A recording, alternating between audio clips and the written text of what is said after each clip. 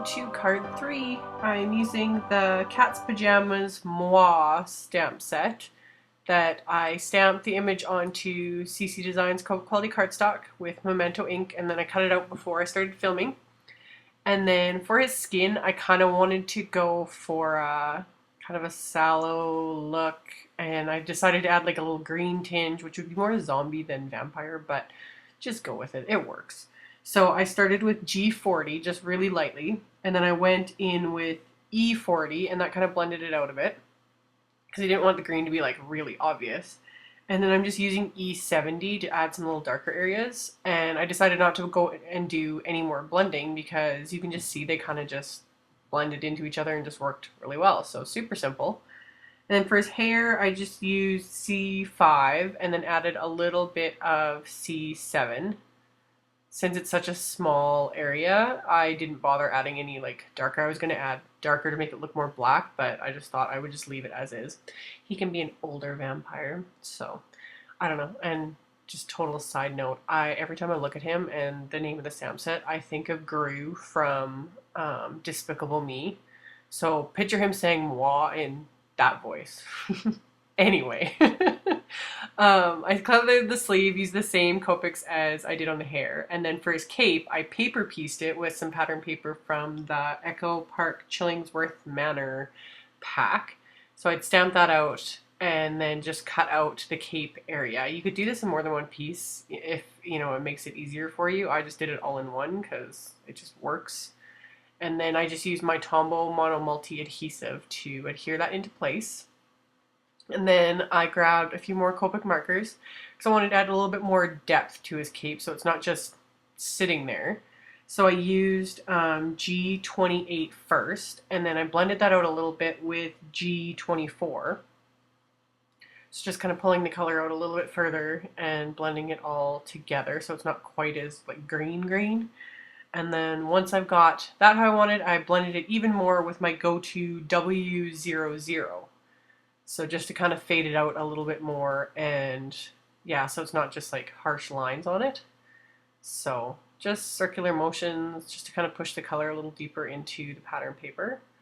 And then that's it for my little Gru vampire. So once I've got that done, onto the card itself. So yeah, Echo Park Chillingsworth Manor paper.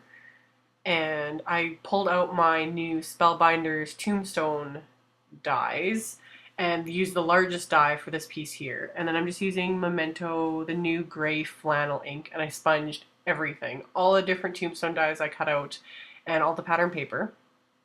So, and then I grabbed, this is just ribbon. I bought it at Michael's eons ago. It's just wide polka dot sheer ribbon. So tied that in a knot, and then I'm going to adhere the main big tombstone there, and that one I die cut from the pattern paper. Just one of the more like subtle patterns from the pack. And then I added a little bit more fiddling there with the ribbon just to kind of get it where I wanted it. And then the gray little tombstones, I just cut out a gray cardstock and then sponge the edges. And then the sentiment is from my Ghostly Greeting stamp set. So I inked up the Fright with the Memento black ink. Stamped that first, and then I'm just using my embossing buddy to add powder to that so that the embossing powder doesn't stick to the black stamped sentiment. And then just white pigment ink to stamp the Happy and the Night. You could use Versamark for something like this. You don't have to have white pigment ink. I just prefer using pigment because I hate using Versamark. It's sticky and it's a pain to clean. I don't like it. So just use pigment ink and then white embossing powder. Flicked off any of the excess.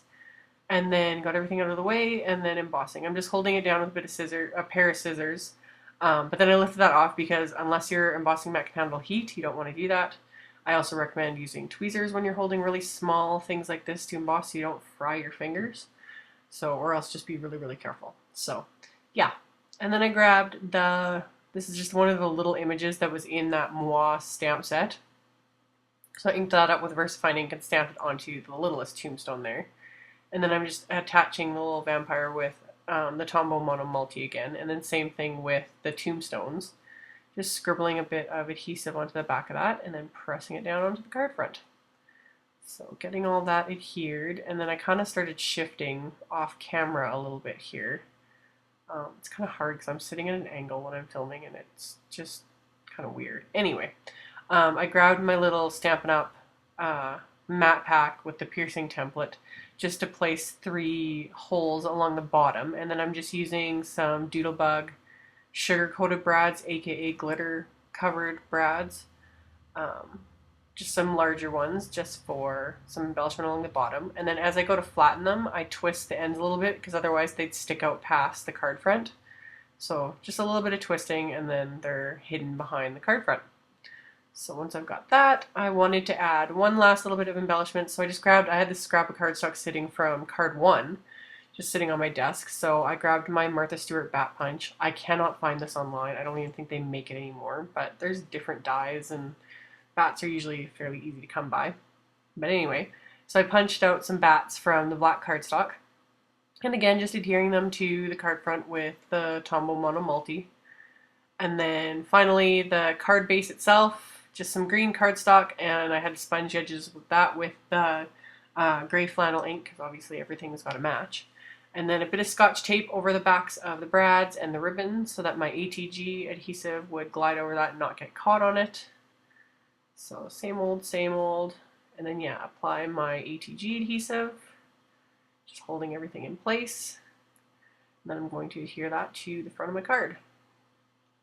So once I've got that in place, I of course couldn't leave it as is because you guys all know me and I have a really hard time not adding glitter to everything. So pulled out my lime ice stickles. And this stuff's really, really chunky, so you kind of got to be careful with it. I just really love the color, especially for something like this. So just really, really lightly just dabbing it along all the darker areas. And the thinner you put it on, the faster it dries. So did that, and then I just used black diamond stickles and did the same thing. Just added little tiny dabs to all the bats so that they kind of pop a little bit more and give it some texture. And then the inside of the card, I just used pieces left over of the pattern paper that I'd used on the front. And then the biggest tombstone, I had to use a lighter piece of paper because I didn't have any more of that gray left. So that gives a spot to write something to the recipient. And then I just stamped the small tombstone again with that little skull image, and then just used another sentiment from the Ghostly Greeting set. And then adhered those with the Tombow Mono Multi. And then finally, of course, to finish it off, I had to add a few more bat embellishments. So I punched out a few more of those, got those into place, and adhered them again with the Tombow Mono Multi. And these ones just adhering flat, not like usually I add it. I can't talk today. Oh my goodness. Usually I only add adhesive to the middle of the body so that the wings can pop out, but obviously for the inside of the card they just stay flat. And that's all there was to it. So there'll be a link below to my blog post with all the supplies used, and I'll see you guys next time. Bye!